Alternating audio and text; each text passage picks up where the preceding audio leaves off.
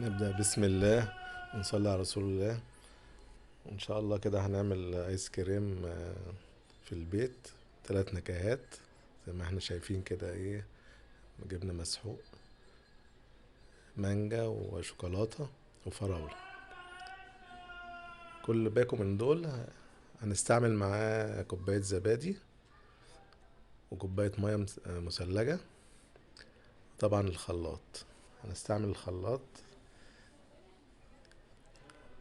دي طبعا عشان ايه. هنبدأ بقى كده حطينا باكو المسحوق. اول حاجة بدأنا بالفراولة، كوباية زبادي وكوباية مية زي ما احنا شايفين كده في الخلاط. نضربه ضربة كويسة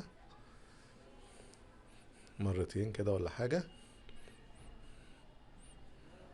وبعدين بدأنا زي ما عملنا برضو في الفراولة، عملنا اهو المانجا زي ما احنا شايفين كده برضو، نفس المقادير برضو.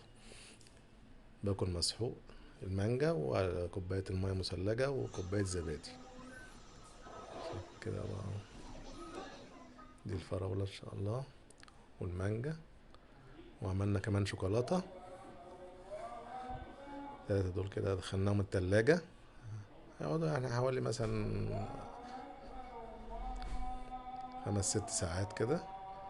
وادي بقى بص كده ما شاء الله طلع جميل، وزوقناه بقطع شوكولاتة شيبسي. حاجة خفيفة كده وسهلة جدا، ممكن نعملها في البيت في أي وقت، وبحاجات بسيطة طبعا عشان الفاكهة غالية اليومين دول. ما شاء الله ما شاء الله.